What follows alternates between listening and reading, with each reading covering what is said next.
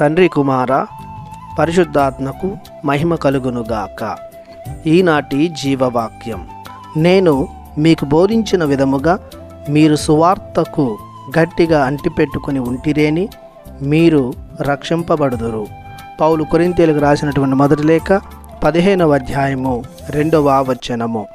ప్రియ దేవుని ప్రజలారా, సహోదరి సహోదరులారా, ప్రభు అయిన దేవుడు మేము తన కృపతో, ప్రేమతో మరియు కరుణతో నింపునుగాక.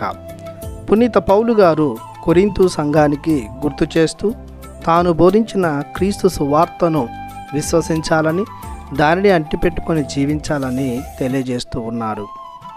క్రీస్తు సువార్త ఎంతో శక్తివంతమైనది. దానిని ఆలకించి జీవించి అంటిపెట్టుకొని ఉంటే నూరంతల ఫలాన్ని పొందుకుంటారు.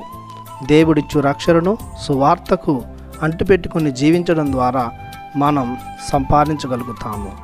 సువార్త విలువలను అనుసరించాలి.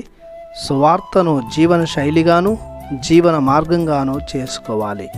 సువార్తను ఆలకిస్తూ ఉండటం వలన మనలో ఎలాంటి చెడు, పాపం, శాపం, హింస, అవినీతి, అన్యాయం వంటి దుర్మార్గపు క్రియలు ప్రబలవు. క్రీస్తు సువార్త మనిషికి మానవత్వాన్ని, మంచితనాన్ని, ప్రేమ, కరుణలను నేర్పిస్తుంది. లోకం మీద మక్కువను వదిలి దైవంపై, ఇరుగు పొరుగు వారిపై ప్రేమ పుట్టేలా చేస్తుంది. మనిషి రక్షణకు మార్గము క్రీస్తు సువార్తను విశ్వసించి దానిని అంటిపెట్టుకొని జీవించడం.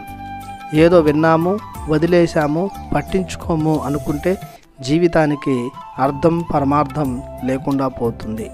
కావున క్రీస్తును అనుసరిస్తున్న మనం ఈ లోక ప్రమాణాలను, వస్తువులను, ఆకర్షణలను విడిచిపెట్టి ప్రభుని సువార్తకై తపిస్తూ దానిని జీవితంలో అనుసరిస్తూ జీవించుదాం.